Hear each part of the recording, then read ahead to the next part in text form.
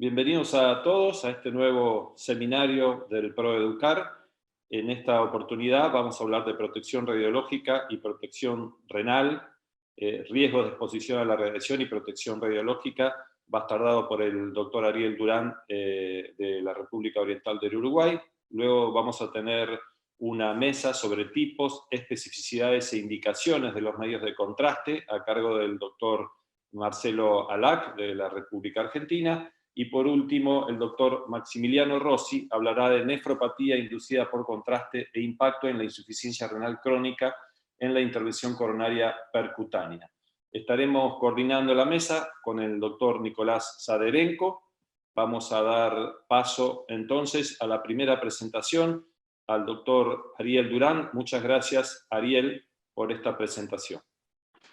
Muchas gracias por la invitación. Trabajar con tantos amigos de tantos años de Solasi obviamente es un gusto, y bueno, en un tema que nos interesa bastante, porque digamos, hay fundamentalmente a la gente joven, el avasallante aumento de los números de procedimientos que hacemos y los diferentes tipos de indicaciones que hacemos todos los días nosotros, es algo que por lo tanto digo, nos puede importar cómo seguir trabajando y cada vez trabajar más, pero con las normativas y conocimientos suficientes como para no tenerle miedo a los riesgos de la radiación, tanto para cuidarnos nosotros como para cuidar nuestros pacientes. Bueno, ¿cuál es la importancia de este tema por el cual me han distinguido de poder hablar? Fíjense que esta línea verde, espero que puedan ver mi cursor, esta línea verde que tenemos ahí es lo que se llama la radiación natural, la que proviene del sol, de los diferentes países donde vivimos, por diferentes composiciones de nuestros suelos tienen más o menor radiación, y es algo que obviamente no ha cambiado a lo largo del tiempo, ¿verdad? Aquí estamos de diferentes tipos de radiación natural, y entonces comparado con diferentes, este diapositivo ya tengo unos años, pero lo dejo porque muestra cómo a medida que han avanzado los años, el crecimiento de la radiación en medicina es directamente algo impresionante. O sea que desde el año 2006 en Estados Unidos y poco después en Europa y después más adelante en nuestros países, la radiación por los exámenes que nosotros pedimos o hacemos, ¿correcto?, ha superado el umbral de la radiación natural que recibimos. Quiere decir que entonces uno puede pensar que de todos, esto es un estudio japonés que tiene ya un montón de tiempo, o podían ver que de cada 100 personas, que 42 pacientes podían tener a lo largo de su vida un cáncer, una enfermedad más prevalente, pero que uno de esos cánceres podría ser radioinducido, ¿verdad? Pero radioinducido por radiación en medicina, o sea, algo que nosotros queremos intentar evitar, pero al final terminamos produciendo. Y dentro de nosotros, la cardiología intervencionista es la disciplina en medicina en la cual los operadores reciben más radiación, ¿correcto? Entonces el objetivo de la protección radiológica es obtener el máximo beneficio del uso de las radiaciones ionizantes, evitando la aparición de efectos colaterales para nosotros y para nuestros pacientes. Ese es el objetivo. ALARA es un acrónimo en inglés que quiere decir que la dosis de nuestros procedimientos de cardiología intervencionista debe ser lo más baja razonablemente posible. Tampoco podemos cuidarnos tanto de la radiación y cuidar tanto a nuestro paciente como para provocar que nuestro estudio, nuestra intervención sea de mal resultado. Uno tiene que ir a optimizar, por supuesto, todo procedimiento que hacemos en los coronarias, en las válvulas, etcétera, los defectos congénitos del adulto de nuestros pacientes, pero con la dosis lo más baja razonablemente posible, pero tampoco excederse en el sentido mínimo, ¿verdad?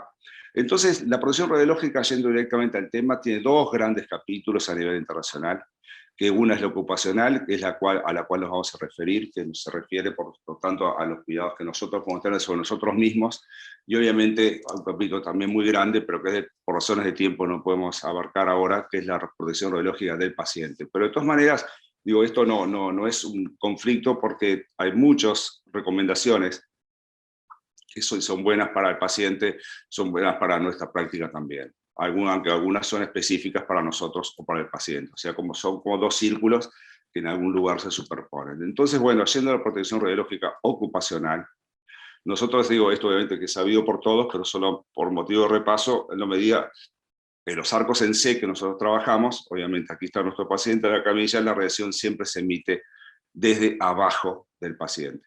Y una vez que choca con él, para lograr la imagen en el flat panel, o esto es un diapositivo antiguo recordando los viejos intensificadores de imagen, solo tener el patrón, solo para esquematizar el patrón de distribución de la radiación. Una vez que la radiación llega al paciente, se dispersa, y la mayoría de la radiación se dispersa hacia abajo. Esto, hablando de nosotros, nos impactaría a la altura de la cintura, la cadera y los miembros inferiores. Algo de la radiación intermedia es a nivel de lo que sería nuestro tórax y abdomen, y algo menor es lo que irradiaría y chocaría y nos impactaría a nuestra cabeza y cuello, ¿correcto?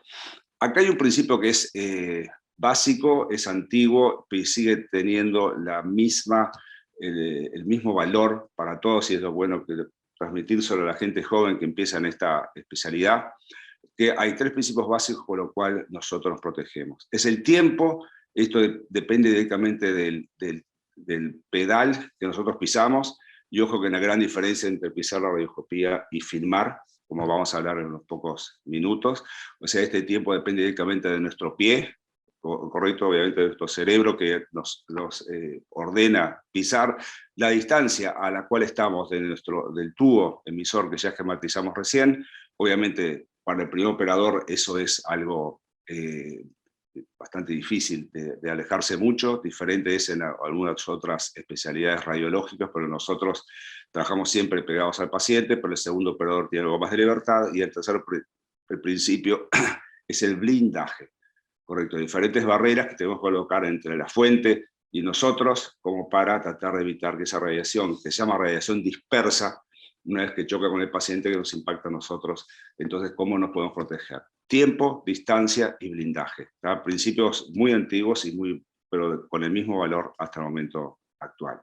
Entonces, dentro de la protección radiológica ocupacional, que es a la que nos vamos a referir, hay factores que dependen del paciente, hay factores que dependen de la técnica radiológica que utilizamos y otros del equipo que dispongamos, ¿verdad? No es lo mismo un equipo muy moderno que un equipo que tenga 20 o 25 años, ¿verdad? Entonces, yendo directamente al punto número 1, que son los factores dependientes del paciente, hay pacientes complejos y procedimientos complejos. Y por supuesto, hay procedimientos complejos en pacientes complejos, que es la peor situación, ¿verdad? Este es un ejemplo típico de un paciente complejo. La obesidad genera muchísima radiación dispersa. Todos ustedes saben que los equipos tienen un control automático de dosis, correcto, que provoca que una vez que el paciente, la radiación choca y el equipo no obtiene la imagen adecuada, automáticamente aumenta la dosis. El espesor corporal obviamente es algo que incide directamente en que el equipo aumente la dosis para generar una imagen aceptable, pero el precio que pagamos es que la radiación dispersa es mucho mayor hacia nosotros, ¿verdad? Aquí tenemos explicado claramente que para obtener una imagen adecuada, por eso la intensidad de diferentes colores abajo, indicando el tubo rayos X estaría en el vértice de este triángulo, entonces como el equipo automáticamente, si detecta mayor espesor, aumenta la dosis y eso impacta directamente en nosotros. Pero también hay factores que dependen de nosotros. Si nosotros trabajamos en un paciente que no era tan obeso, pero en unas procesiones oblicuas extremas o laterales como esta más tiempo, estoy atravesando más tejido. Entonces siempre obviamente uno busca la mejor imagen para lograr el mejor resultado. Pero si nosotros así insistimos siempre en la misma proyección, que es una oblicua extrema, automáticamente vamos a ver que estamos produciendo atravesando mayor masa corporal y que la dosis va a aumentar, y por lo tanto la radiación dispersa va a aumentar. Obviamente todo esto ustedes saben, pero simplemente para repasar cómo optimizando diferentes características que tiene el equipo, podemos mejorar la calidad de la imagen y a su vez disminuir la dosis. Entonces tenemos los filtros, la colimación, angulaciones, como acabamos de hablar, del arco, la altura de la mesa importa, la distancia entre la fuente y el intensificador, y como hablamos hace unos minutitos, la diferencia que hay entre pisar el pedal de radioscopía y pisar el pedal de filmación, ¿correcto? Bueno, como ustedes saben, los filtros son unos adicionales que hay en la salida del tubo, son de cobre o aluminio, que reducen básicamente el número de fotones de baja energía y como consecuencia reduce la dosis en la piel del paciente y además mejora la imagen. Así es como se ven si uno se asoma al tubo en diferentes equipos, así como se ven en la pantalla, como ustedes sabrán. No son los colimadores que son de plomo, que después vamos a ver, y que son, disminuyen también la dosis, pero tienen otra finalidad. A ver si podemos ver este pequeño video.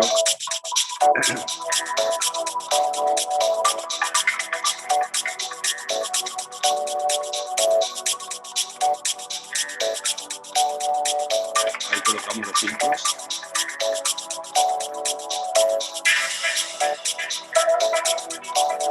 Y se produce una disminución de la dosis con mantenimiento de la calidad de imagen. Hasta 67%. Correcto, siempre hay que colocar. La colimación es algo similar, pero son de plomo y se utiliza básicamente para restringir el área de interés a la zona en la cual estamos trabajando.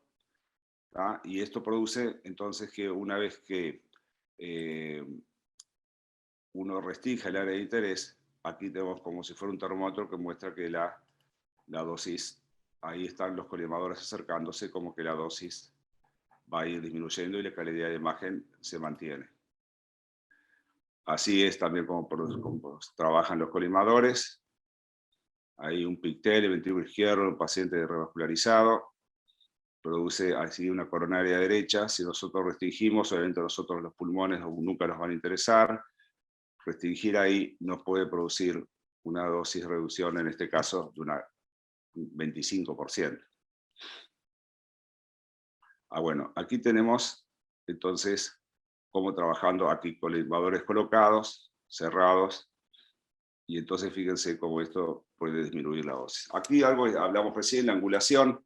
Obviamente producir angulaciones extremas produce una mayor exposición al paciente, a nosotros y a la piel, ¿correcto? Aquí simplemente un esquema, ¿verdad? Si lo trabajamos mucho en la posición lateral o una oblique izquierda, extrema, craneal, como nos gusta tanto, para trabajar la descendente anterior, etc. Esto obviamente va a producir mayor dosis. Aquí, bueno, el mismo esquema, fíjense que una vez que uno trabaja siempre, si trabaja siempre en la misma proyección, porque es la que mejor ve una determinada bifurcación, etc. El tema es que la piel, y después uno mueve el arco, recordando esto, mueve el arco, pero poco, hay zonas de la piel que van a estar solapadas, y eso produce, en esta zona roja, si no se varió bastante, o sea, si no se varió correctamente los ángulos del arco, obviamente va a haber zonas de piel que están solapadas, y eso produce una superexposición que puede ir, ¿verdad?, a una quemadura, ¿tá? Como hemos tenido.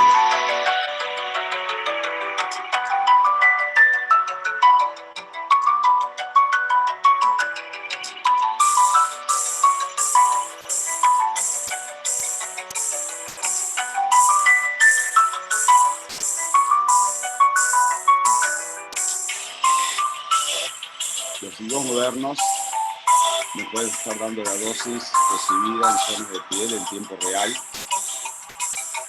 Eso es algo realmente fantástico. Y también se indica en la zona que tienen mapeos de piel, en la cual se observa que hay zonas que, si no variamos correctamente la angulación, se van a observar posibles lugares de piel con sobreexposición que puede ir a una quemadura. Con respecto al último video, perdón, está muy claro el esquema en este slide, y los otros creo que no hay más videos, si no los puedo, hay algunos más, pero los puedo escribir bajo el volumen. En este slide muestra claramente que si uno tiene un caso difícil, y recuerda que hay que, digamos, repartir la zona de la piel, de la espalda del paciente, siempre el tema es en la espalda del paciente, para repartir, digamos, la radiación, tienen a realizar cambios en el arco, cambios en la angulación, pero que sean suficientes y no mínimos, porque si son escasos, va a haber una zona de piel que tanto en una proyección como en otra hay una superposición, una zona de piel en la que se irradió con las dos proyecciones. Quiere decir que uno tiene que buscar, si el paciente se está haciendo largo, es decir, buscar una angulación que me permita trabajar, pero que claramente sea algo distinta, que la dosis por donde entra radiación sea diferente, ¿correcto? Me dicen cómo estamos de tiempo ahí, por favor. Bueno, algo bastante importante es la distancia entre la fuente y el intensificador. Uno está cansado de ver que a veces gente está trabajando con el intensificador, con el flat panel a medio metro del tórax del paciente. Bueno, eso no solo genera una mayor dosis de radiación, fíjese, acá es 4 veces más que al doble que este procedimiento de abajo si uno el receptor lo coloca cerca del tórax del paciente, sino que además la imagen, si el panel está muy lejos, la imagen es de menor calidad, ¿correcto? Acá esto como si fuera un medidor de radiación, si uno está a un nivel bastante alto, si uno va bajando la altura y lo coloca cerca del tórax del paciente, y lo mismo alejando del emisor de rayos, la altura de la camilla, ¿verdad? Si aumenta esta distancia y el panel está cerca, la radiación va a ser adecuada. Después algo como comentamos recién, la comparación del fluoro versus del cine, después el tamaño de los campos y los tipos de fluoroscopía. Trabajar siempre, ahora con los equipos modernos, eso es una gran ventaja. La forma en que emiten los equipos de radiación sigue siendo la misma hace muchísimos años. Lo que ha mejorado radicalmente es la forma en que con esa radiación se genera una imagen. Entonces nosotros podemos trabajar con cada vez menos cuadros por segundo. Yo hace bastante tiempo que trabajo, por ejemplo, con 7 cuadros y medio por segundo, y la imagen es fantástica. Solo cuando el paciente muy grande, un gran tórax, enfisematoso, una persona muy obesa, paso a 15, pero yo diría que el 99% del procedimiento son con 7,5. Obviamente, cuanto mayor es la radiación, la imagen como va mejorando aquí de izquierda a derecha de la pantalla suya, pero eso no es determinante hoy para casi ningún caso. Y obviamente ya cuando hace muchos años se logró filmar, porque el corazón obviamente con sus latidos siempre nos llevaba, las otras disciplinas nos llevaban a una ventaja con respecto a la calidad de imagen, porque el corazón se movía y otras arterias no, o no tanto, u otros órganos no, y no tanto. La cardiología siempre un poco atrás hasta que se pudo filmar, ¿verdad?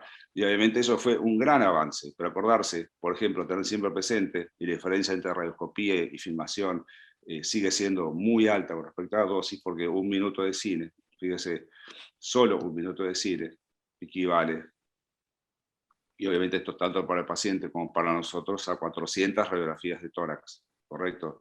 Y bueno, tener presente también elementos del equipo radiológico humano y tanto de los técnicos, la parte técnica de los equipos y después los elementos radioprotectivos. Hoy en día trabajar con una sala de este tipo emite mucho más radiación que cuando pasamos a estos con intensificador de imagen o cuando tenemos equipos con flat panel. La calidad es mucho mayor, pero no es tanto, la dosis no es tanto menor si no trabajamos en forma adecuada. Aquí, bueno, este video lo vamos a pasar para no tener este conflicto de más o menos lo que decía, que si bien con respecto a la dosimetría, ese video hablaba mucho de la dosimetría hoy que se puede ver en tiempo real, una vez que una persona, un empleado, un médico, un enfermero entra a la sala, ya automáticamente se prende un dispositivo, se lleva el dosímetro colocado de quién es y qué dosis va recibiendo en tiempo real. Estos dosímetros electrónicos, obviamente, incluso que no precisan calibración, son espectaculares con respecto a la calidad de lo que antes usábamos como TLD o dosímetros de film, ni hablar. Y algunas palabras ya creo que estamos en tiempo, ustedes me dirán, con respecto a esos elementos de protección personal. Nosotros siempre insistimos a los residentes, a la gente que está empezando, que tiene que trabajarse, que tiene que acostumbrarse a trabajar atrás de la mampara plomada, que equivalen, la gente dice vidrio plomado, no es vidrio plomado, la gran mayoría de los casos es un acrílico muy grueso que equivale a 1 milímetro de plomo, un acrílico de un espesor, ya digo, por lo menos 1 centímetro, equivale a 1 milímetro de plomo, y son obviamente efectivas cuando están bien colocadas. Obviamente es incómodo empezar a trabajar, más cuando está aprendiendo con eso porque está colgado del techo entre nosotros y nuestro paciente, pero es solo acostumbrarse. Y obviamente siempre propendemos a que los delantales que usamos sean de 2 piezas, por lo menos para los operadores principales. La enfermería puede usar o la gente que circula un delantal único, pero los operadores principales nosotros recomendamos siempre que sean 2 piezas para repartir, porque también está el problema de protección radiológica, también está evitar los problemas ergonómicos de artrosis de columna cervical, lumbar que tenemos. Si repartimos el peso de estos delantales con los materiales nuevos que pesan menos, de bismuto y tungsteno, aunque son algo mayores de precio, repartidos en 2 piezas, siempre va a ser mejor. Nunca olvidar, nosotros tenemos publicado en la revista Radiation Research de Estados Unidos como nosotros los cardiólogos intervencionistas tenemos más cataratas que la población en general. Eso está publicado y hay varios artículos más al respecto. O sea que nadie puede entrar a la sala sin lentes plomados. Si se usa una graduación, hay 2 maneras. Se pueden hacer lentes plomados con una receta de cuánto la persona precisa de aumento, o colocar, hay algunos dispositivos como estos que son más grandes y que pueden ir por delante de los lentes de receta, ¿correcto? Y bueno, algo que es muy importante, le importa mucho más enfermería, esto es un mapa de isodosis, como obviamente nosotros que estamos en esta posición, que se llama el pie del tubo, el primer operador, estamos más cerca y es muy difícil poder alejarnos, ¿tá? Pero a medida que nos vamos alejando, la dosis de radiación trabaja de una forma que se llama el ley del cuadrado de la distancia. Quiere decir que nosotros duplicamos la distancia desde donde está la fuente. Si duplicamos la distancia, la dosis de radiación no es la mitad, es la cuarta parte. Se trabaja la ley del cuadrado de la distancia, que es a medida que nos alejamos, digamos, tiene un comportamiento algo similar, lo comento siempre, como si fuera al fuego. Uno no puede colocar una mano en el fuego directo, ¿tá?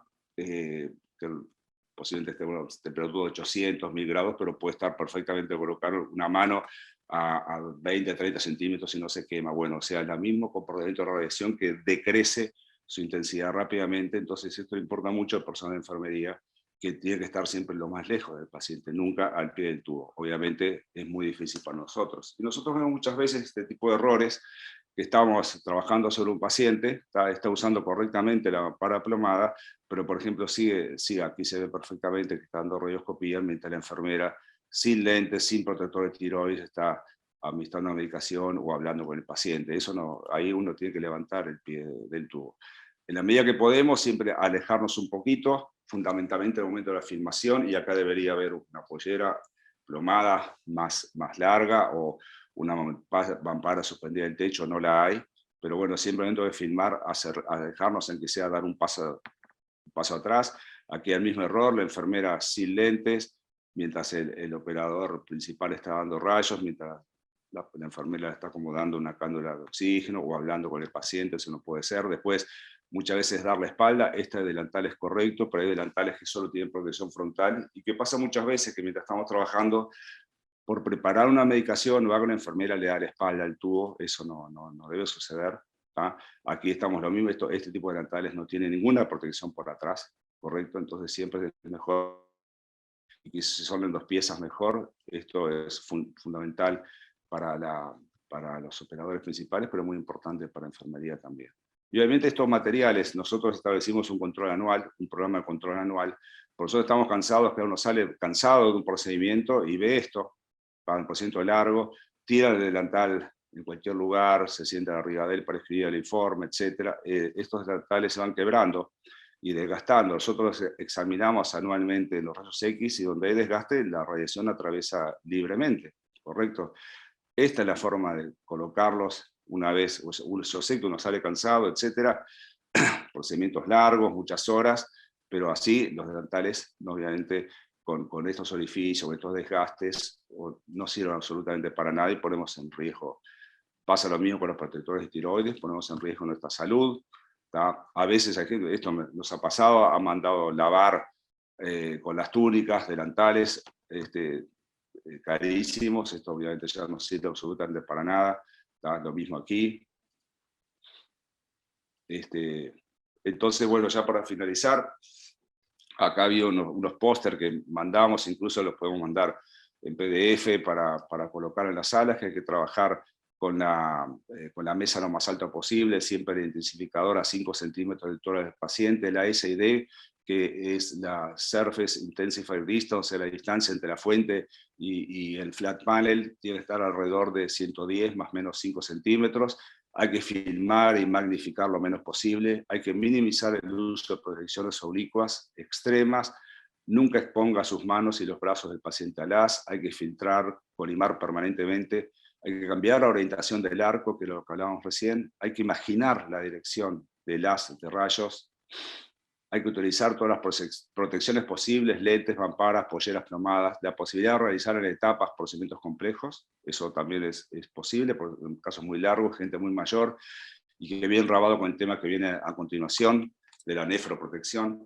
Hay que tener especial cuidado en pacientes complejos o sensibles, eso es muy importante para los niños, para los grandes obesos con procedimientos muy largos, hay que mirarle la piel 3 meses después.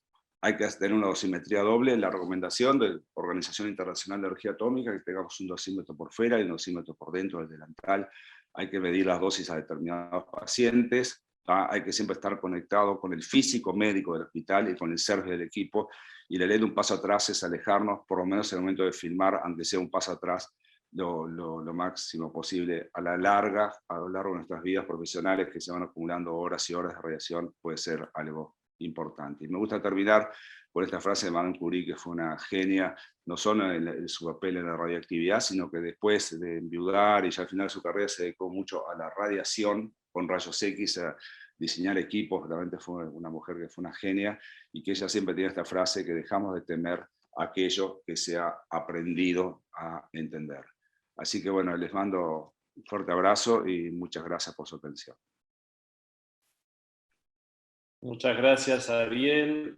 Fantástica la presentación, muy claro todos los conceptos que has presentado sobre los riesgos de la exposición a la radiación y la protección radiológica. Surgen muchísimos interrogantes, comentarios que me gustaría que Nicolás Saderenko, el doctor Saderenko, comience con algunos de ellos y luego continuar para ocupar los 5 minutos que nos quedan de comentarios, que podrían ser muchos más.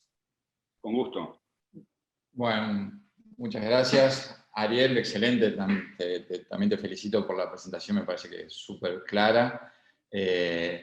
Y más que preguntas, me parece que algunos comentarios, me parece que por lo menos lo que he visto yo, vi que por ahí profesores míos con mucha experiencia le tienen menos miedo a la radiación y utilizan menos protección. Después se vio toda una generación ya por ahí alrededor de mi edad, que le tenemos un poquito más de respeto, tratamos de usar un poco más de protección, y ahora se viene, que es algo que a veces discutimos con los fellows, es que por ahí el tema de la protección radiológica y la utilización criteriosa de los rayos es un tema que por ahí se pasa por alto, es un tema que no se lee en los libros, porque bueno, se puede tornar aburrido, pero creo que es importantísimo. Nosotros particularmente lo que usamos con mi jefe aquí en el centro es que tratamos de usar más fluoroscopía y usar menos filmaciones para disminuir la dosis de radiación. Por ahí ahora con los equipos nuevos que uno puede grabar la fluoroscopía ya es suficiente y no hace falta.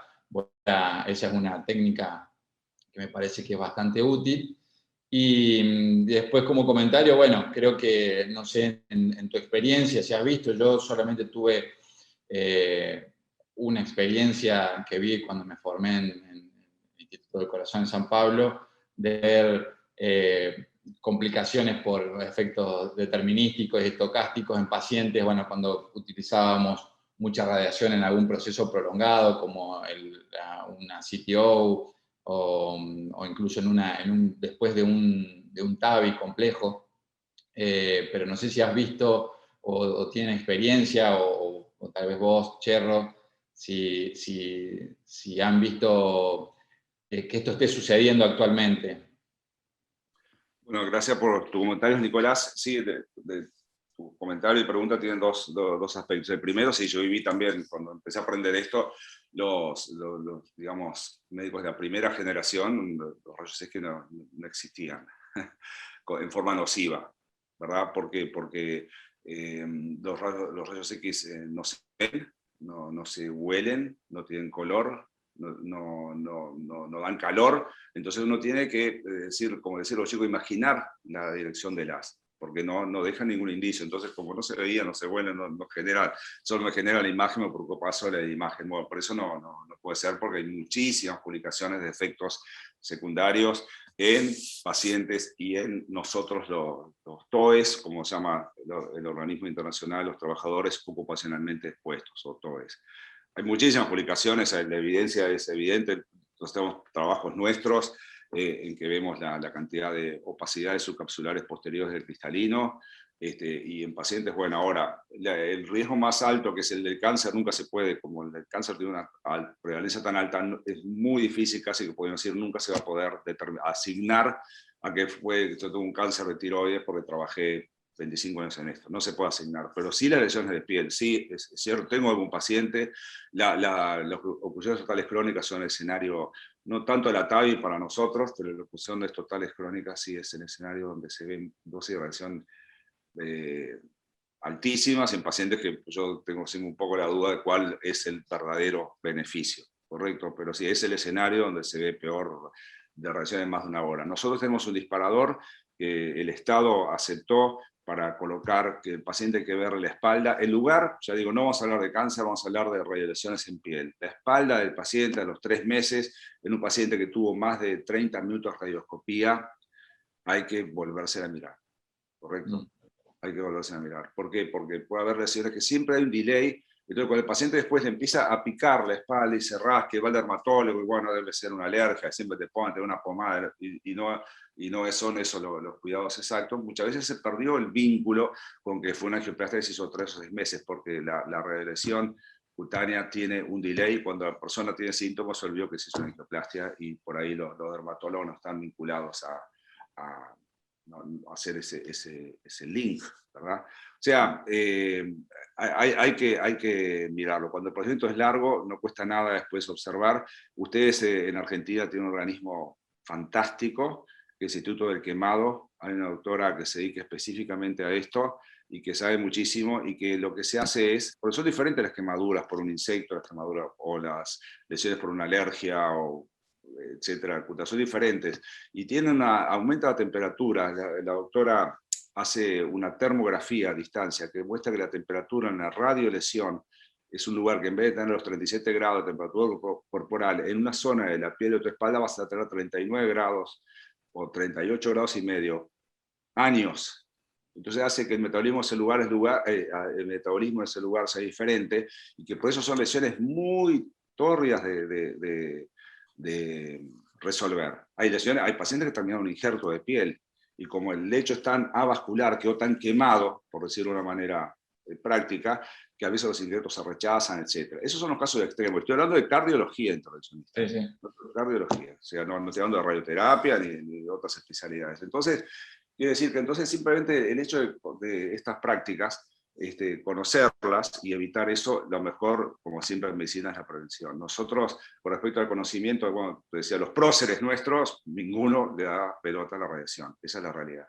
Mientras que no le dan importancia ninguna. Mientras que a medida que se han visto lesiones y que se nos ha inculcado este conocimiento, nosotros en la formación de cardiología general, no estoy hablando de intervencionista, y por supuesto, después con más énfasis cuando se hace intervención, nosotros está en las materias incluso optativas. Logramos colocar este tema con una materia optativa en el pregrado de la Facultad de Medicina de Montevideo, no hablando de cardiología intervencionista, de extensión, sino hablando del peligro que puede tener radiación en medicina. Después, a nivel de grado en cardiología, forma parte de los seminarios cuando los chicos pasan por hemodinamia 6 meses en la formación de cardiología general. Este tema está, y obviamente es mandatorio, incluso para realizar investigaciones y publicaciones, cuando el cardiólogo, ese joven formado, se quiere dedicar a esta especialidad. O sea que en la docencia está, en la difusión de conocimiento está la solución.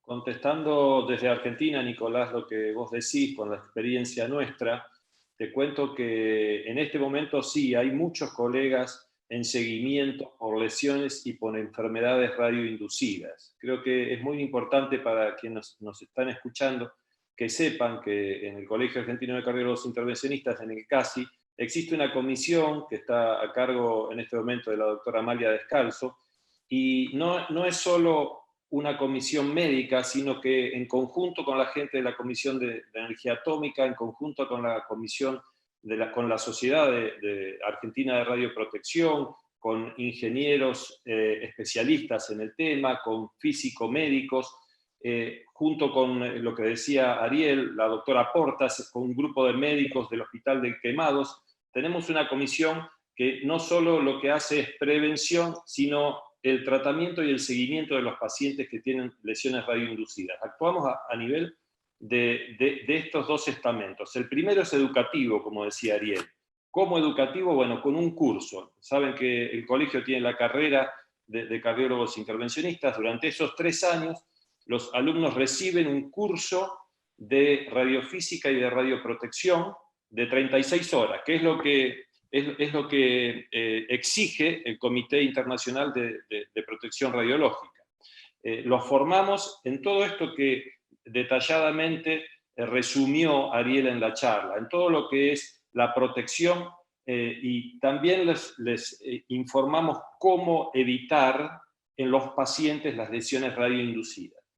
Creo que algún dato importante que también podríamos hacer es el agregar la importancia de la dosimetría ambiental, solo como un detalle más para tenerlo en cuenta, porque muchas veces nosotros nos cuidamos con barreras físicas, nos cuidamos con los dosímetros, cuidamos a los pacientes, pero puede existir una falla técnica en el equipo, como una mala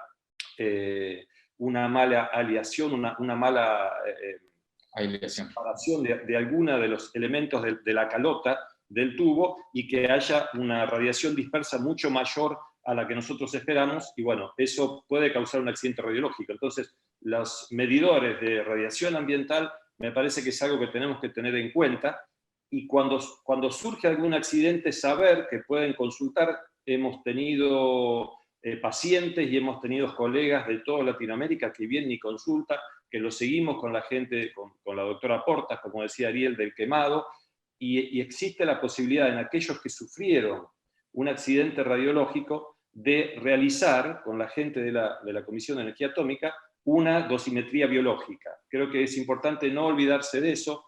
La dosis de rayos recibido durante toda nuestra vida se puede medir perfectamente, y eso nos lleva muchas veces a saber si una enfermedad adquirida fue producida o no por los rayos.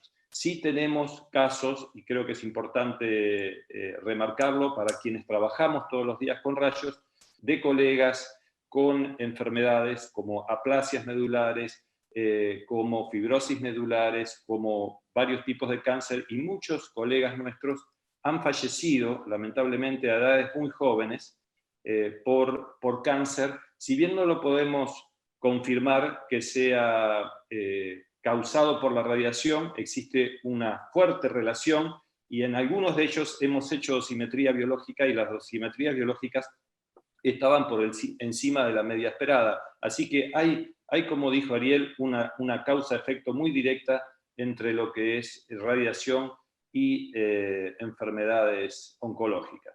Seguramente. Y bueno, un último comentario antes de darle la palabra al doctor Alac. Me parece también importante remarcar lo que comentó Ariel acerca del cuidado de los chalecos de plomo, que eso por ahí pasa en las salas cuando entran gente que son externas al servicio, que utilizan un chaleco de plomo y después lo dejan tirado, y ese chaleco se rompe. Son chalecos caros que muchas veces no se reponen, y uno lo único que está usando es una cobertura de cuero nada más, y no tiene ninguna protección, porque el plomado está todo roto por dentro y pierde su efectividad. Puedo hacer un mínimo comentario con respecto a eso, muy breve, porque es muy importante. El plomo, que es lo que se usaba antes y se sigue usando por motivos económicos, es muy barato, pero no es un metal flexible. El plomo, si vos lo colocás así, lo colocás arriba de una silla, el respaldo de una silla, se quiebra.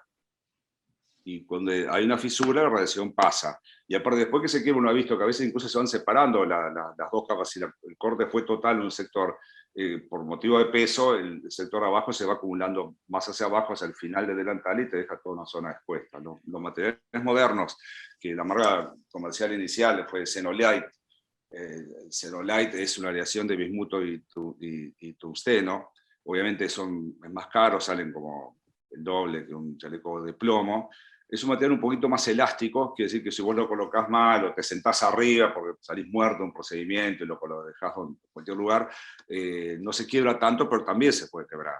Obviamente pesa un 30% menos, es algo que realmente se siente la diferencia, más aún si lo tenemos en 2 piezas. Y bueno, con respecto a cuando entra gente en la sala, que a veces cuando viene un tabi viene más gente, etc., lo ideal es que cada uno tenga su equipo y que nadie te lo toque. Entonces vos acostumbrás a cuidarlo. Esa es la situación ideal, pero cuando viene gente externa, eso obviamente no se logra. Yo siempre digo, bueno, si pueden, Zenolite para todo el mundo, ya hay varias marcas. Zenolite fue la marca inicial, es como la Coca-Cola en Estados Unidos, entonces todo el mundo la conoce, pero ya hay varias marcas que hacen con los mismos materiales más livianos, y nosotros incluso hicimos un estudio que protege igual que el plomo, te puede decir 95% con respecto a si el plomo es 100, pero es mucho más liviano, y tenemos que pensar en nuestra columna cervical en lumbar también.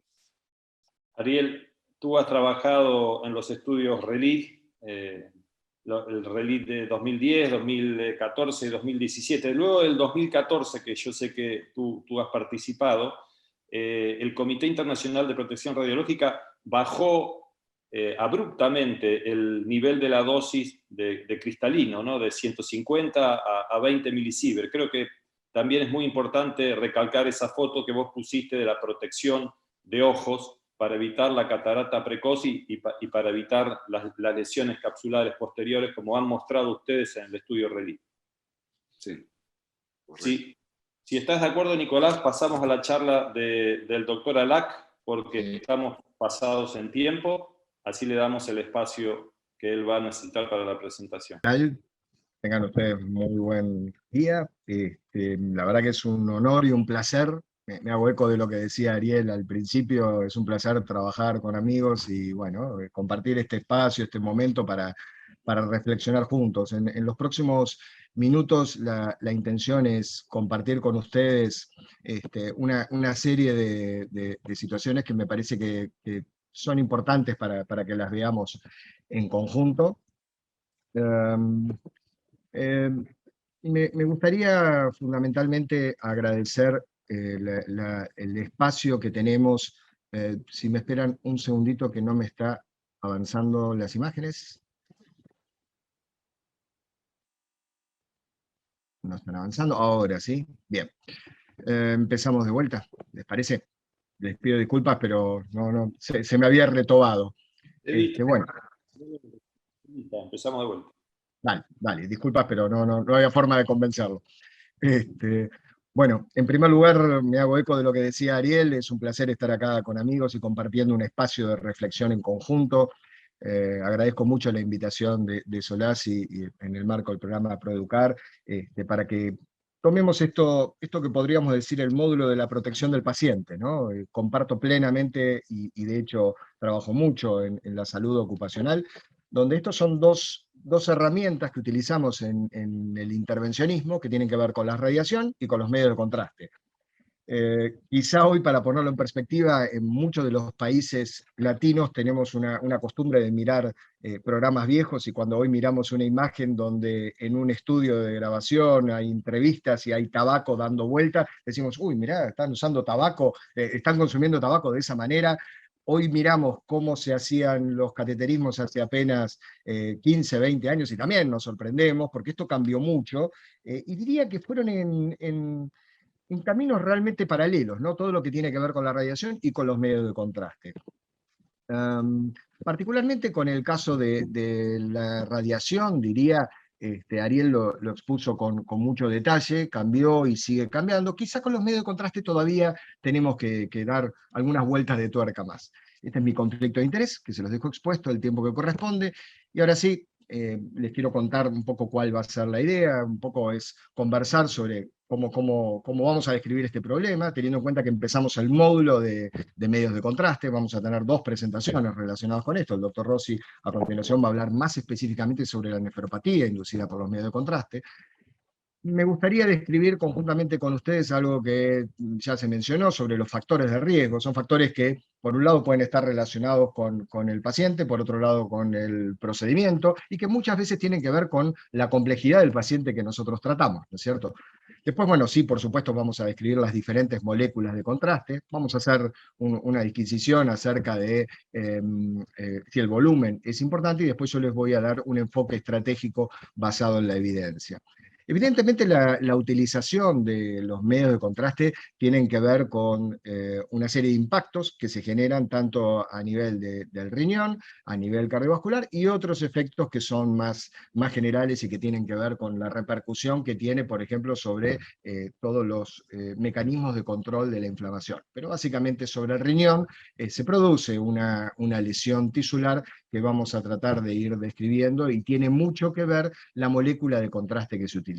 ¿Esto es nuevo? No, para nada, esto no es nuevo. Fíjense qué interesante. Si nosotros miramos la literatura, los primeros casos de injuria producida por medio de contraste iodado se reportaron, como ven ahí, aproximadamente a mediados de la década del siglo pasado, en pacientes que se les estaba haciendo una placa con imágenes del tracto urinario, y se iba controlando cómo iba fluyendo ese material de contraste. Acá, como ven, se le hizo un pielograma, se veía la silueta, no había cálculos, no había obstrucciones, y después, bueno, hay toda una evolución de este trabajo de Bartels del año 1953, donde terminan concluyendo que el paciente falleció en el día 40 por presentar un cuadro de shock y edema pulmonar que no se pudo controlar. Es decir, hay mucho ya hablado desde hace muchísimo tiempo, conocemos cuáles son los efectos sobre sobre el riñón específicamente, y en esto abonamos este concepto que a partir de la radioprotección también es importante traerlo aquí sobre la LARA, es decir, utilizar medios de contraste en la menor proporción posible que nos permita sacar una conclusión, es decir, lo razonablemente mínimo para que podamos tener una imagen realmente de calidad para poder sacar conclusiones. En sí, el trastorno o el impacto renal es importante ponerlo en perspectiva, y ustedes dirán, bueno, ¿por qué están estas dos cuestiones vinculadas al intervencionismo y no al tipo de práctica que nosotros hacemos? Tengan en cuenta que es la tercera causa en términos de frecuencia de insuficiencia renal en los pacientes hospitalizados.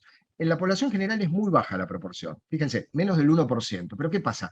Cuando nosotros tenemos un paciente que, además de estar hospitalizado, tiene algún grado de impacto renal, es 1 de cada 20. Y si el paciente, además de tener insuficiencia renal, es diabético, es 1 de cada 2. Es decir, que esto es algo que se produce con muchísima frecuencia.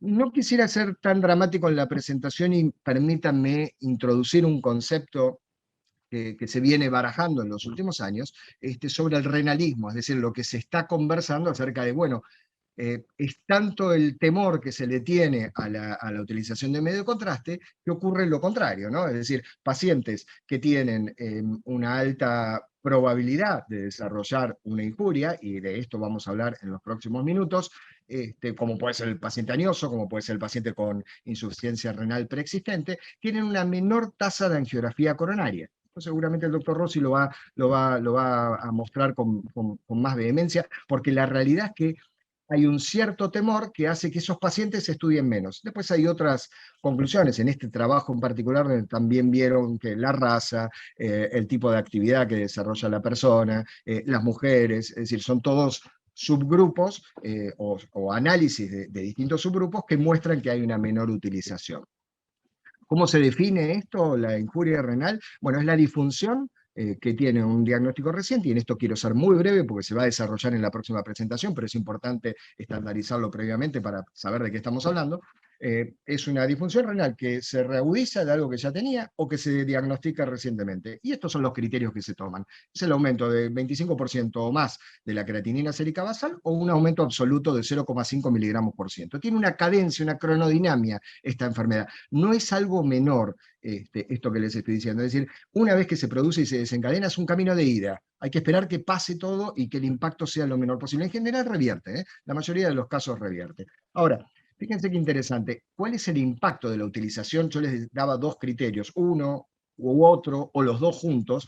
Fíjense que si ustedes miran la literatura, desde tomar solamente el aumento en valores absolutos hasta tomar un aumento porcentual de la creatinina sérica, hay una variación que puede ser 3,5 veces. Eso es lo que hace que quizá el reporte en la literatura de distintos centros, y cuando ustedes analizan cualquier metaanálisis, hay una dispersión bastante grande. Puede ser, insisto, hasta 3,5 veces más de un estudio a otro, de un centro a otro. Por eso hay que analizarlo con muchísimo detalle.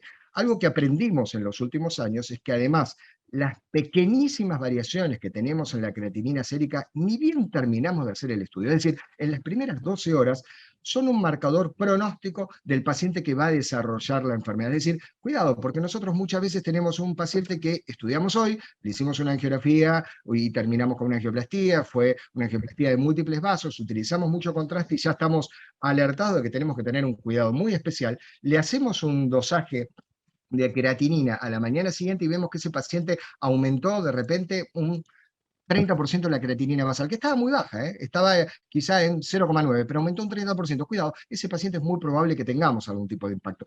¿Cómo lo podemos medir todo esto? Fíjense, eso que les mostraba era estudio de investigación. Ahora pasémoslo al mundo real, los datos del mundo real. Estos son datos de los americanos, donde ellos ven que la incidencia de injuria renal aguda por medio de contraste y eventualmente que puedan terminar en diálisis da aproximadamente un 7% de la población. No es menor. No es menor. Es decir, sobre la evidencia que yo les demostraba, acá les estoy mostrando, no hay una verdad dogmática, pero es sobre casi 1 millón de pacientes. Entonces es importante tenerlo en cuenta. El punto es, ¿por qué es tan importante ponerlo en perspectiva? Y porque de repente todos estos pacientes no solamente tienen un trastorno del riñón, estos pacientes se mueren más, estos pacientes sangran más, estos pacientes tienen muchísimas más complicaciones, tanto intrahospitalarias como a mediano plazo. Es decir, no es gratuito para la biología del ser humano que haya tenido una injuria renal aguda. Y como les decía al comienzo de la presentación, que hay una serie de factores de riesgo que pueden condicionar la aparición de esto, hay factores que dependen exclusivamente del paciente y otros que tienen que ver con el procedimiento. Si nosotros analizamos los factores que tienen que ver con el paciente, en general tienen que ver con una contracción volumétrica, es decir, pacientes con insuficiencia renal, pacientes con bajo volumen minuto, en general, pacientes que tienen algún grado de dificultad en el manejo de esos líquidos. Y después tenemos factores que tienen que ver con el procedimiento, bueno, que tiene que ver con la cantidad de contraste que se le administra, con el volumen de contraste, con la osmolaridad del medio de contraste, y ahora ya vamos a ir entrando específicamente sobre los medios de contraste, sobre las especificidades. Quisiera hacer solamente una digresión en relación a la inyección intraarterial. Esta es una de las diferencias quizá que tenemos con otras especialidades que utilizan medios de contraste, porque en este caso nuestros pacientes, la inmensa mayoría de los pacientes que terminan en una sala de intervencionismo, tiene que ver con situaciones de un mayor riesgo del paciente que se va a hacer una imagen, por ejemplo, una tomografía de senos paranasales, comparado con lo que sería una angiografía coronaria, ¿no? Estamos partiendo de la base de un paciente con un riesgo distinto, y a la vez hay una inyección intraarterial. En algún momento hubo un cierto grado de conflictividad en este sentido, pero se terminó concluyendo que no lo expone a mayor riesgo la inyección intraarterial, sino que por el hecho de ser un estudio que ya de movida presupone un mayor riesgo, porque hay que hacer un estudio arterial, porque lo que están enfermos son las arterias, ese es el punto donde hay una mayor tasa de injuria renal en estos pacientes. Es interesante también tener en cuenta que gracias a Dios la ciencia ha ido avanzando y también podemos tener nuestros propios marcadores, digamos, para identificar en forma precoz cuáles son los pacientes que lo van a desarrollar. Pero ojo, como les decía al principio, una vez que se comienza a desarrollar la cascada de la injuria renal inducida por medio de contraste o asociada, que es la terminología que se prefiere hoy en estos días, es muy difícil revertirla, pero sí está bueno anticiparse porque uno tiene que reforzar todo lo posible los medios para evitar esa nefropatía. Y esos marcadores son, por ejemplo, la lipocalina, por ejemplo, la cistatina C, por ejemplo, todos las gelatinas asociadas a los neutrófilos, gelatinas que se asocian a ácidos grasos de tipo L en orina, que se les permite identificarlo y hasta permite conocer en qué parte de la nefrona está el daño. Es decir, identificar correctamente dónde estamos parados va a ser muy interesante para que podamos tomar una conducta más proactiva para evitar ese daño. ¿Qué es lo que ocurre con las moléculas? No se asusten ni se sorprendan con esto que les estoy mostrando. Yo los voy a ayudar y vamos a caminar juntos este sendero para identificar de qué se trata. Ustedes ven allí estos núcleos en amarillo, son núcleos de triiodo benzoico, ácido triiodo benzoico, que están rodeados por yodo. Básicamente, para que ustedes me sigan el razonamiento, y ahora vamos a ir avanzando, lo que tiñe, lo que colorea, lo que nos permite identificar si hay lesiones en las arterias es el yodo.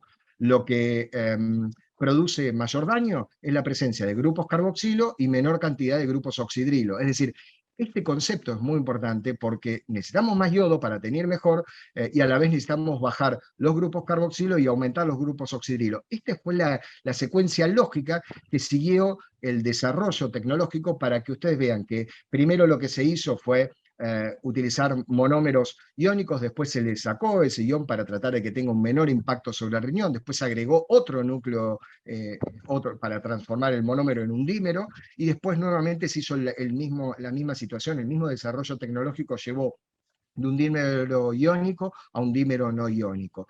Visto en perspectiva, recién lo mirábamos en términos de la configuración estructural, bioquímica, esto sería en tiempos, es decir, década del 50 eran los primeros medios de contraste que teníamos, que eran con monómeros iónicos, después pasamos a los monómeros no iónicos y a los dímeros iónicos, y finalmente, eso fue en la década del 80, finalmente en la década del 90, fíjense todo el tiempo que pasó, 30 años, tenemos los dímeros no iónicos, que en este caso serían los isosmolares. Los primeros que les presenté son los hiperosmolares, los intermedios son los de baja osmolaridad y finalmente los isosmolares. A propósito de esto específicamente, me gustaría compartir con ustedes quizá otra mirada sobre esto que tiene que ver con la osmolaridad, precisamente, ¿no? Cuando nosotros decimos los hiperosmolares, vamos de abajo hacia arriba, fíjense que son osmolaridades que son francamente altas, estamos hablando de 7-8 veces la osmolaridad del plasma, ¿no? Después aparecieron los de baja osmolaridad, que, claro, algunos sostienen que en realidad habría que llamarlos los de no tan alta osmolaridad, pero sigue siendo superior a la osmolaridad del plasma, y los isosmolares, que son los que tienen esa osmolaridad similar al plasma.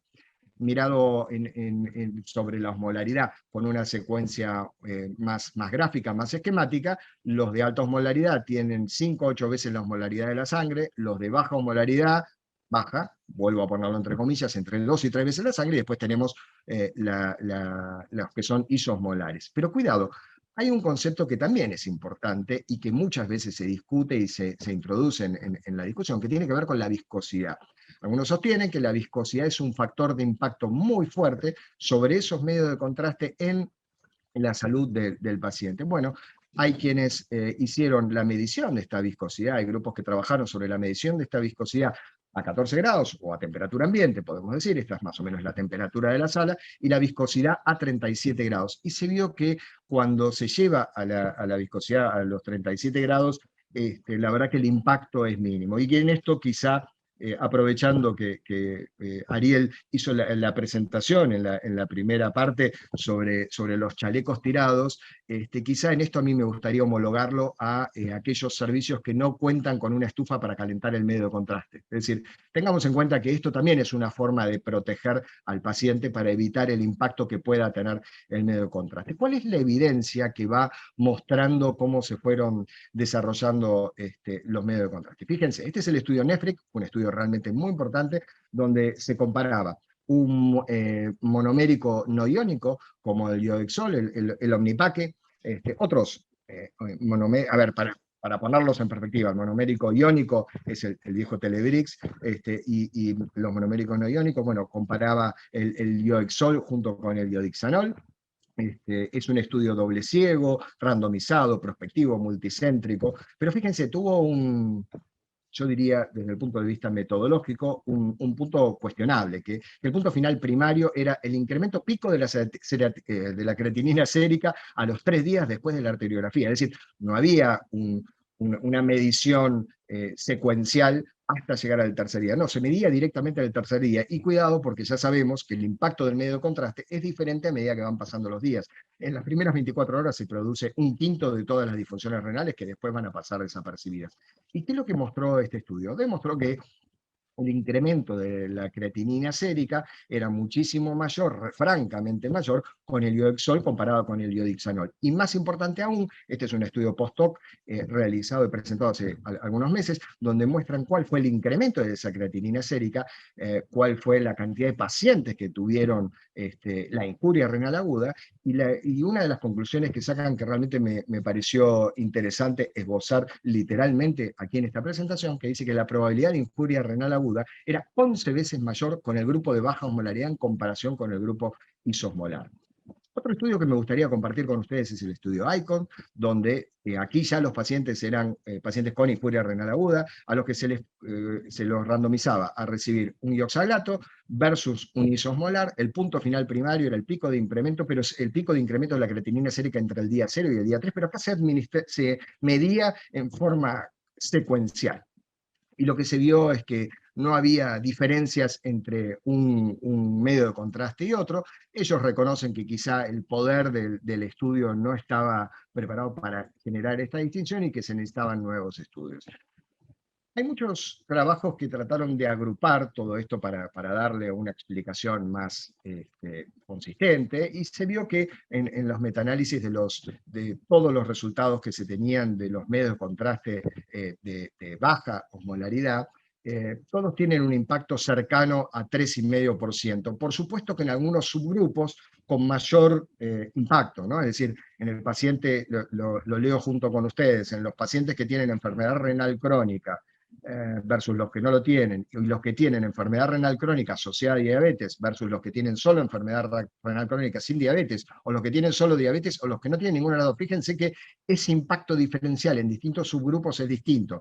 Tomemos los que tienen alguno de los criterios positivos. Fíjense que tener enfermedad renal crónica y o diabetes es un grupo de riesgo que tracciona mucho hacia el resultado global de 3,5. Y si esto nosotros lo comparamos con qué es lo que ocurre con los medios de contraste isosmolares, ustedes verán que el iodixanol, comparado con el medio de contraste de baja osmolaridad, baja de 3,5 a 1,4, y también en los distintos subgrupos ya se ecualizan esos resultados en distintos grupos de riesgo. A ver, es importante en esto ser muy claro, no significa que haya que utilizar iodixanol para todos los pacientes, simplemente la recomendación sería cuidado, en esos grupos de mayor riesgo, tengamos el impulso de decir, en esos pacientes es muy recomendable que se pueda disponer de medio de contraste isosmolar. Por supuesto que esto varía también en función de la disponibilidad que hay en los distintos países a lo largo de la región. Eso no es homogéneo en toda la región. Hubo un ensayo que me pareció interesante, que era también datos del mundo real, donde lo que hacían era analizar los criterios mayores de eventos adversos de los medios de contraste, y lo que analizaban eran distintas instancias, ¿no? Fíjense que son eventos mayores renales y cardiovasculares, ¿no? La falla renal, la injuria renal aguda, la angina, la oclusión del stent, el stroke, es decir, se tomaba todo en perspectiva cuáles eran los MARCE, ¿no? Y de estos pacientes lo que se veía es que había una diferencia muy importante en cuanto a si se utilizaba un medio de contraste convencional o el isosmolar, y dio también a favor del isosmolar. Ya entrando en el final de la presentación, les decía que me parecía interesante hacer una digresión sobre el volumen administrado, ¿no? A ver, les voy a decir una verdad que suena una verdad de perogrullo, pero al administrar más volumen, por supuesto que va a generar un mayor impacto sobre la creatinina sérica, y esto lo sabemos desde hace muchísimos años, y se reconfirma cada vez que se presenta cualquier estudio. Entonces, conocer el clearance de creatinina de estos pacientes basal es importante, porque asociado a la ecuación de riesgo que construimos de esos pacientes, podemos hacer que el impacto sea menor. Fíjense que habitualmente nosotros utilizamos distintos criterios para trabajar con nuestros pacientes. Muchas veces cuando recibimos el laboratorio pre, ya nos viene calculado por fórmula cuál es el clearance de creatinina. Yo quería compartir con ustedes un mecanismo práctico para poder entenderlo y darle mayor utilidad dentro de la sala, que era el cleanse de creatinina normalizado, es decir, en relación al volumen. ¿Y cómo se construye esto? Bueno, pensemos, un ejemplo muy gráfico. Pensemos en un paciente que tiene un cleanse de creatinina de 50. Y pensamos en dos números, en 4 y en 8, todos aquellos, y lo multiplicamos a ese cleanse. Todos aquellos pacientes que tienen 200 en este número, que sería 4 por 50, 4 veces, ese sería nuestro volumen máximo para que no se produzca la injuria renal en el paciente. Es decir, para nosotros, en el paciente que tiene un cleanse de creatinina de 50, hasta 200 sería un muy buen criterio para que no se produzca ningún tipo de alteración. En aquellos pacientes que multiplicando el cleanse de creatinina lo hacemos por 8, más de 400 es muy probable que tengan un trastorno de la creatinina. Bueno, ¿cuáles serían los tips para bajar el volumen? Bueno, emplear preferentemente catéteres pequeños, sin orificios laterales, limitar la fluoroscopía y la adquisición de las imágenes exploratorias de la fluoroscopía para evitar volver a inyectar, evitar las múltiples inyecciones. En aquellos centros que lo tengan disponible, la utilización del biplano vale la pena. Retirar el contraste remanente por este concepto de backbleeding, es decir, cuando uno tiene que administrar alguna droga, retirar el medio de contraste que quedó en todo el catéter, ese centímetro cúbico que quedó, no tiene sentido dárselo al paciente, ser muy minimalista en la cantidad de contraste que administra. Planificar y revisar todas las imágenes, revisar todo lo que uno tiene, porque quizá lo que va a aportar una nueva imagen no va a sumar mucho, y evaluar algunos métodos alternativos. Fíjense, hubo muchos trabajos presentados, angioplastías guiadas por IBUS directamente, ¿no? Así que eso me parece que es un concepto interesante. ¿Cuál es el resumen estratégico, como para concluir? En ese resumen estratégico yo quiero incluir, por supuesto, un resumen de lo que veníamos hablando, ¿no? Post firma del consentimiento informado, el acceso arterial que mencionamos. Lo que hacemos es el análisis del laboratorio basal con el cálculo del cleanse de creatinina, con este cálculo del volumen máximo teórico que yo les planteaba recién, y después se hace una estratificación de riesgo en qué pacientes pedimos laboratorio y cuáles no, para finalmente decir, bueno, ok, en todos aquellos pacientes que tenemos un cleanse de creatinina y podemos definir una estrategia distinta, pensemos en cuál es el medio de contraste que podamos utilizar. ¿Y cuál es el medio de contraste? Bueno, teniendo en cuenta esta tabla orientativa que yo les decía. Por supuesto que en el resumen estratégico intrasala hay que tomar varias cosas también en cuenta, ¿no? Cómo poder hacer para hidratar activamente al paciente. No era objetivo de esta presentación, pero se ha demostrado que las estatinas, independientemente de la asociación con N-acetilcisteína y o cualquier otro medio de contraste, y o edad, y o diabetes, es decir, las estatinas demostraron ser, multivariándolo el análisis, efectivas en la prevención en estos pacientes. El acceso radial pareciera que también va en el mismo sentido. Así que bueno, un poco la estrategia sería, seamos muy cuidadosos, demos la cantidad de contraste que sea necesario para obtener un estudio de alta calidad sin efectuar nuevas proyecciones en forma innecesaria.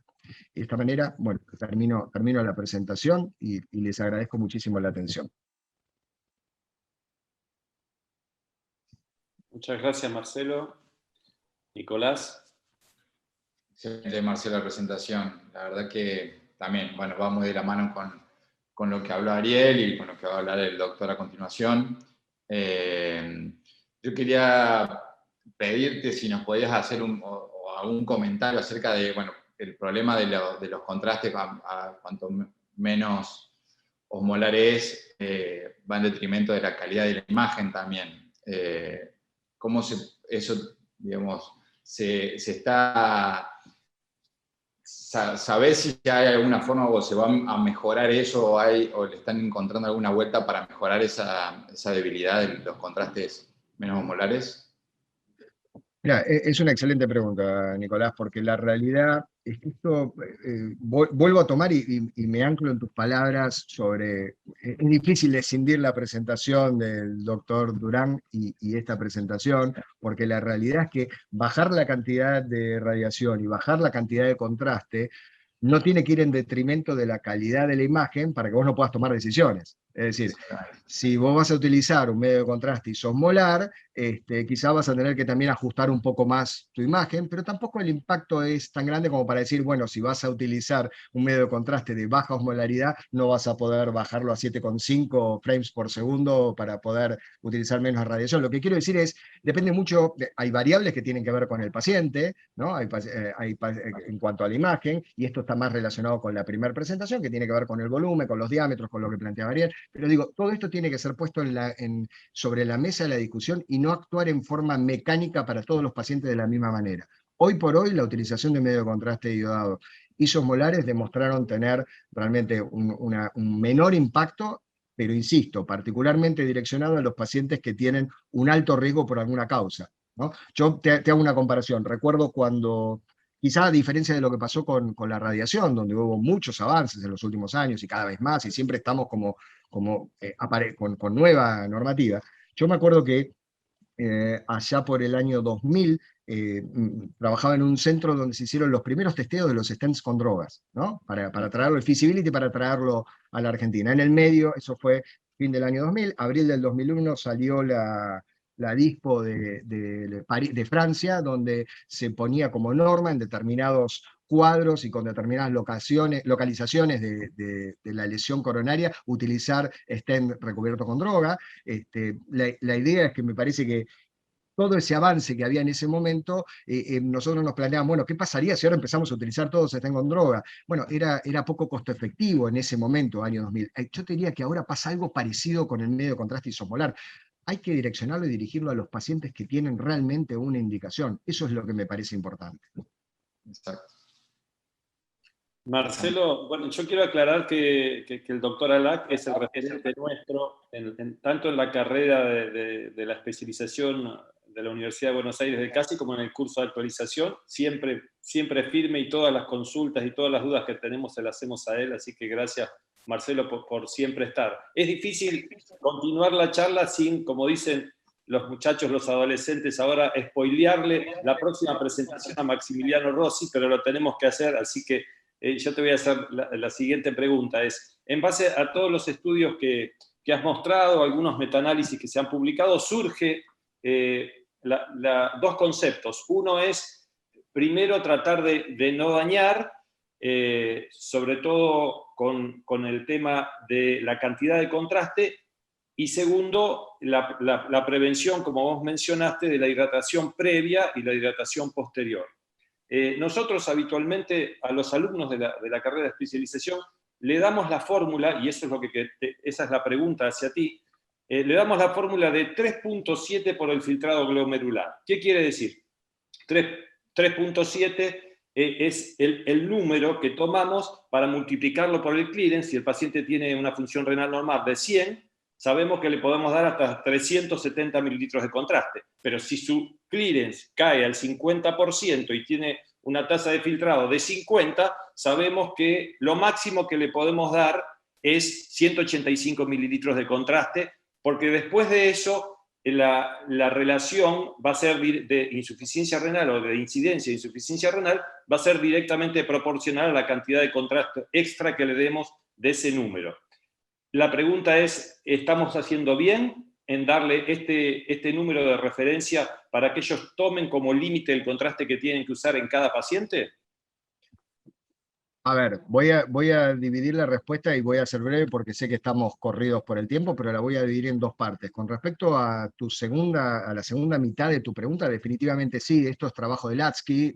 Lo que hizo fue demostrar hasta dónde es medible. Por supuesto que esto es, cuando nosotros decimos hasta 3.7 por el clearance, es un mecanismo rápido para sacar la cuenta hasta dónde nos podemos extender sin cometer errores groseros, porque vamos, seamos sinceros, la probabilidad de que podamos utilizar un score mucho más complejo, y hay muchísimos, quizá el más conocido y el que se utiliza mucho en las publicaciones médicas sobre el tema, es el score de Roxana Merán, una gran conocida y aliada nuestra del colegio y del Solasi, pero la realidad es que eso es como orientativo, y un poco si nosotros también nos pasamos por encima de eso y en lugar de 3.7 es 7.7, y lo más probable es que tengamos un daño renal muy fuerte. Con respecto a la primera parte de tu pregunta y con respecto a hidratación, hice un esfuerzo enorme, como vos muy bien decías, para no spoilearle la charla al doctor Rossi, y quiero seguir en la misma línea.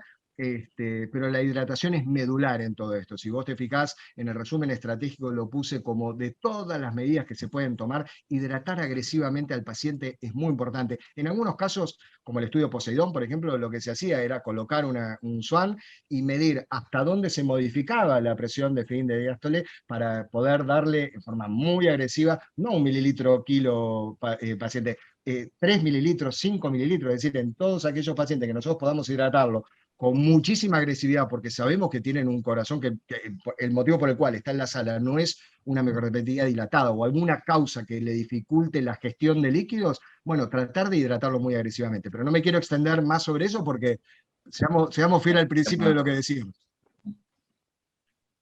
Excelente. Nicolás. Bueno, yo por mi parte, justamente por lo que acaba de decir, me parece que no tengo mucho más comentarios. Damos lugar entonces, si te parece, Nicolás, al doctor Maximiliano Rossi para que haga la siguiente presentación. Me parece perfecto. Bueno, buenos días. En primera instancia, agradecer al Comité Científico del ProEducar por la invitación al curso de Fellow, y especialmente al doctor Lasabe, que es con quien compartimos diariamente los cateterismos. Así que el tema que me tocó desarrollar es nefropatía inducida por contraste. Si bien un poco aburrido, no por eso es menos importante. Vamos a tratar de aclarar en la presentación los siguientes puntos. Primero, definir nefropatía inducida por contraste. Segundo, identificar cuál es aquella población de riesgo en desarrollar nefropatía inducida por contraste. Y tercero, una vez identificada esa población, cómo prevenimos o cómo disminuimos el riesgo de desarrollar la nefropatía. Bueno, en cuanto a la definición más tradicional y clásica, que ya lleva 2 décadas utilizándose, es el incremento de la creatinina sérica basal a más de 0,5 miligramos por decilitro absolutos o más del 25% del valor basal. ¿Qué ocurre entre los 2 y los 5 días posteriores a la exposición de material de contraste? Esta no es la única definición que hubo, sino que hubo múltiples definiciones. Esta cambió en un momento y se hizo algo más sensible, disminuyendo el valor necesario de aumento de creatinina basal a 0,3 para determinar nefropatía por contraste. También fue una definición bastante usada. La misma incluyó también la disminución del volumen urinario por debajo de 0,5 mililitros por kilo por hora por más de 6 horas continuadas. Y también otra definición que se utilizó en muchos de los estudios de investigación, que es de la Sociedad Americana de Nefrología, y que incluyó distintos estadios de acuerdo a la gravedad de la nefropatía provocada. Entonces, estadio 0, cuando no hubo nefropatía asociada al contraste; estadio 1, cuando hay un aumento de la creatinina sérica entre 1,5 y 9 veces por encima del valor basal, que esta sería la definición; y luego tenemos el estadio 2, cuando la creatinina sérica aumenta entre 2 y 3 veces el valor basal de creatinina, y el estadio 3, cuando aumenta por encima de 3 veces el valor basal, o un aumento de creatinina por encima de 4 miligramos por decilitro, o la necesidad de diálisis. Pero hoy en día está habiendo una modificación, un cambio en cuanto no a la definición, sino en cuanto a la terminología a utilizar. Digamos, la nefropatía inducida por contraste se ha ido reemplazando por nefropatía asociada al contraste. Y esto es porque en los mecanismos de injuria renal no solo existe la injuria inducida por el contraste, sino que además durante las intervenciones utilizamos medicamentos que son nefrotóxicos, los pacientes pueden desarrollar hipotensión, existe aterosclerosis de la aorta y de los demás vasos arteriales con el riesgo de embolia renal, y estos factores contribuyen también a esa insuficiencia renal o esa injuria renal después de la exposición al contraste. En cuanto a la epidemiología, es un evento frecuente De hecho, es la tercera causa más frecuente de insuficiencia renal aguda en pacientes hospitalizados. Es un evento que ocurre frecuentemente en las intervenciones vasculares, ya sea coronarias o periféricas, en las intervenciones arteriales. Y el principal problema es que prolonga la estadía hospitalaria, con aumento de los costos de salud, pero principalmente tiene una alta mortalidad. Y como vemos en esta diapositiva, a medida que cuando no tenemos injuria renal, cuando no tenemos nefropatía por contraste, fíjense cómo la incidencia de muerte e infarto sangrado al año es menor en relación a cuando tenemos una afección en estadio 1 de la clasificación que les mostré antes de la Sociedad Americana de Nefrología, e inclusive mayor cuando tenemos una nefropatía en estadio 2 o 3. Esto nos muestra a las claras la importancia de esta entidad. En cuanto a la fisiopatología, no está del todo clara, existen múltiples factores, es multifactorial, pero hay dos cosas que sí se conocen con bastante exactitud. Que por un lado tenemos una toxicidad directa del contraste, el cual provoca injurias sobre las células de los túbulos proximales con necrosis, apoptosis, se genera una vasoconstricción local y aumento de la presión intratubular con disminución de la filtración glomerular. Y por otro lado, un mecanismo llamado indirecto que es debido a una vasoconstricción renal generalizada. Eso se debe a que hay un aumento de las endotelinas, de la renina y angiotensina, una disminución del óxido nítrico y las prostaglandinas, con la consiguiente injuria por isquemia, que asociado al aumento de la viscosidad y la osmolaridad de la sangre dada por el contraste, generan trombosis microvascular, lo cual se potencia con la toxicidad directa. En este artículo, publicado por Roxana Merán en el año 2019, explica, lo pongo esto con la sencilla objetivo de que explica claramente bien cuál es la fisiopatología y es muy explícito, por lo cual lo recomiendo. Bueno, entonces en cuanto a cómo prevenimos esta nefrotoxicidad asociada al contraste. Entonces hay tres puntos que son fundamentales. Uno, identificar al paciente de alto riesgo. Dos, tomar las medidas de prevención propiamente dichas. Y tres, hacer un seguimiento de la función renal posterior a la exposición al contraste. Entonces, en cuanto a los factores de riesgo, el principal predictor independiente de nefropatía por contraste es la insuficiencia renal crónica preexistente. Y no solo eso, sino que a medida que es más grave la insuficiencia renal, es decir, a medida que tenemos menor clínex de creatinina, es mayor la frecuencia de nefropatía asociada al contraste e inclusive de la necesidad de diálisis. Otros factores importantes son la diabetes, la edad, la insuficiencia cardíaca, asociado a la insuficiencia cardíaca, el uso crónico de diuréticos y la deshidratación, y también la inestabilidad hemodinámica y la anemia. Un punto que me faltó decir de la insuficiencia renal es que muchas veces uno se conforma con la creatinina sérica basal, y en estos casos, cuando vemos un paciente, en los cuales pacientes ancianos, delgados, creo que ahí es muy importante utilizar el clínex de creatinina calculado, porque nos encontramos con sorpresa y quizás con una creatinina quizás menor a un punto, de 0,9 o 0,8, tienen un clínex de creatinina alterado. Tenemos que darle mucha importancia en esos casos para evitar esa nefrotoxicidad. Y después existen otros factores de riesgo que son modificables, que son la utilización crónica de DAINES o de antibióticos como los aminoglucósidos. En cuanto a los DAINES, también es algo que tenemos que interrogarlo en forma directa, porque es algo que el paciente, si uno le pregunta qué medicación toma, no los nombra, porque no lo considera parte de su tratamiento crónico habitual, pero si uno lo interroga, muchas veces surge ese antecedente. Y el otro factor de riesgo modificable es la utilización de altas dosis de contraste durante la intervención.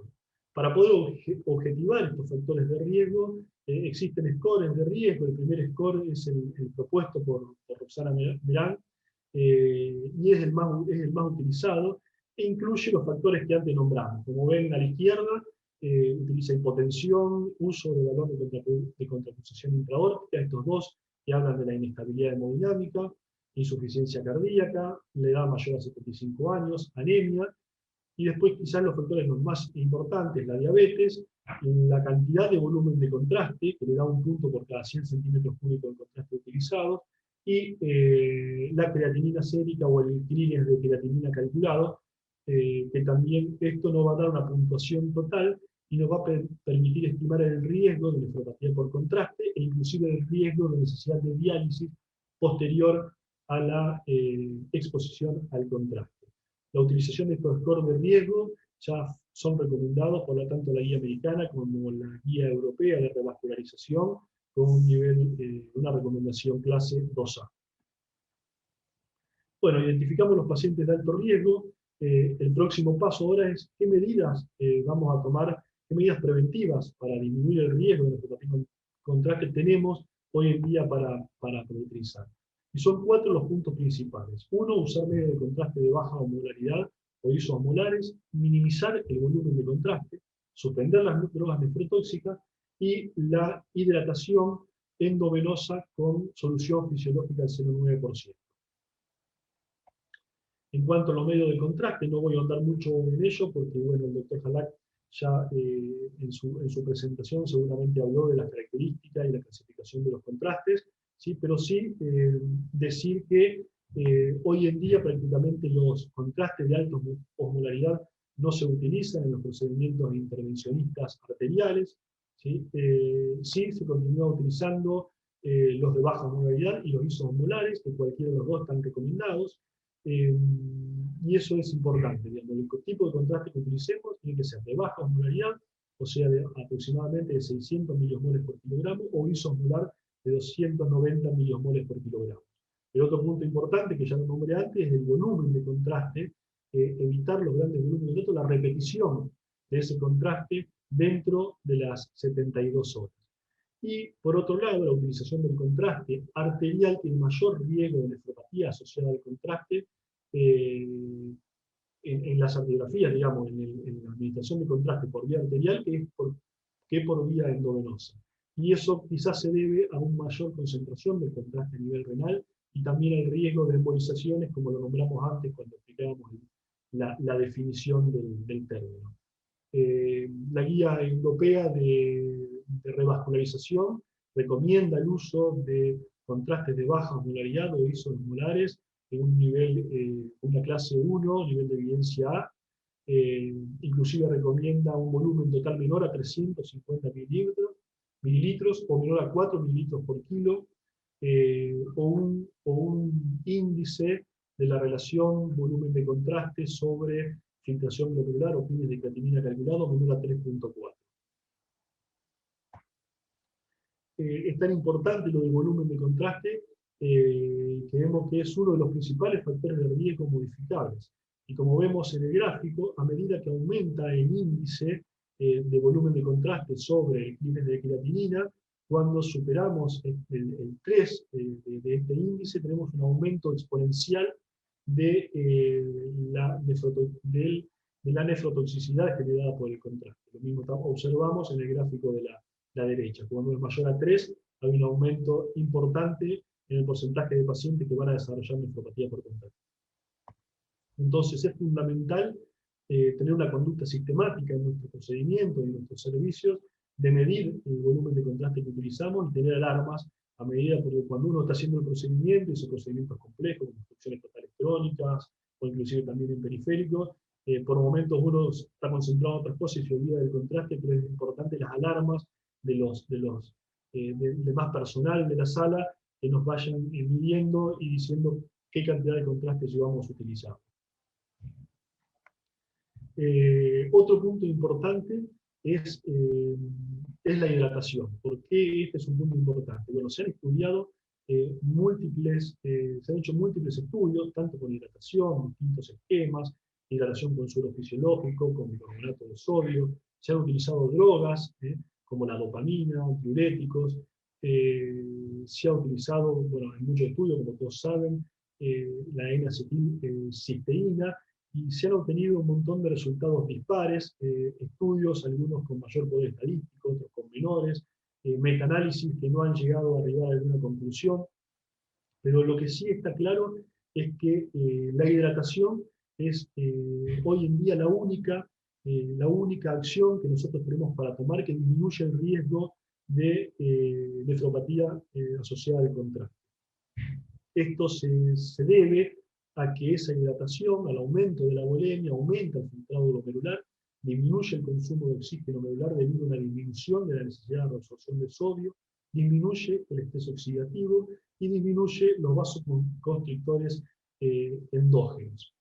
En cuanto a esto de hidratación, me voy a frenar solamente para no aburrir con los trials, en este trial, que es el Preserve Trial, que terminó de definir un poco cuál era la mejor estrategia para hacer prevención en estos pacientes con factores de riesgo para desarrollar nefropatía por contraste. Y es un estudio que incluyó 5.000 pacientes y los randomizó a cloruro de sodio, es el 9% versus bicarbonato de sodio, y en acetilcisteína versus placebo. Utilizó como endpoint primario muerte, diálisis o elevación persistente de la creatinina sérica mayor al 50% de la basal, y como endpoint secundario la elevación de la creatinina mayor a 0,5 miligramos por decilitro o mayor al 25% al valor basal de creatinina. ¿Cuál fue el resultado que obtuvo? En cuanto al endpoint primario, entre el bicarbonato de sodio y la hidratación con cloruro de sodio al 9%, no hubo diferencia estadísticamente significativa. En cuanto al endpoint secundario, o sea, la nefropatía inducida por contraste, no hubo diferencias estadísticamente significativas. Y con la N-acetilcisteína comparada con placebo, otra vez el mismo resultado. Ausencia de diferencias significativas tanto en el endpoint primario como en el endpoint secundario. Con lo cual, ellos concluyeron que el bicarbonato de sodio no es más efectivo que el cloruro de sodio para prevenir nefropatía por contraste, que la N-acetilcisteína no es efectiva para prevenir nefropatía por contraste, y que el tratamiento ideal actual para prevenirla, tanto la nefropatía como a las complicaciones asociadas a la misma, es la hidratación con cloruro de sodio al 9%, y que no es necesaria la utilización de N-acetilcisteína. Las guías recomiendan exactamente lo mismo. Con lo cual, hoy en día, ¿de qué disponemos? De hidratación con solución fisiológica al 0,9%. Hay distintos esquemas para hacerlo, algunos más largos, algunos más cortos. Hay un estudio muy interesante que se llama Poseidón, que mide la fin de diástole del ventrículo izquierdo y adecua el volumen de hidratación de acuerdo a esta. Lo podemos hacer de distintas formas, pero lo importante es tomarnos nuestro tiempo antes y después para hidratar bien al paciente y así disminuir el riesgo de nefropatía por contraste. Por último, es muy importante el seguimiento. Entonces es ideal que en todos los pacientes que sometemos a una intervención arterial tengamos una creatinina sérica posterior al procedimiento. Por lo menos hacer esto en los pacientes que tienen riesgo de nefropatía por contraste. Si encontramos una creatinina sérica creciente, repetirla 24 o 72 horas posteriores para ver esa evolución. Recordemos que el pico es aproximadamente las 96 horas posterior a la administración del contraste.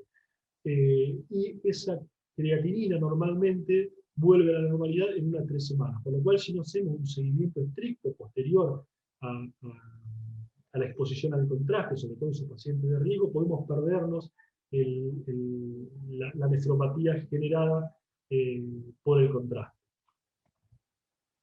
Por último, concluir que dado que coexisten otros factores, como son las medicaciones nefrotóxicas, la hipotensión, la aterosclerosis, asociados a la exposición del medio de contraste, el término nefropatía asociada al contraste se corresponde más a que el tradicional término de nefropatía inducida por contraste, que es fundamental la estratificación del riesgo de los pacientes que van a ser sometidos a un procedimiento con contraste, sobre todo aquellos que van a ser sometidos a una intervención arterial, y que la utilización de medios de contraste de baja osmolaridad o isosmolares, el volumen bajo del mismo junto a la terapia de hidratación endovenosa con solución salina al 0,9% parecen ser las únicas estrategias útiles para minimizar el riesgo de injuria renal post-contraste.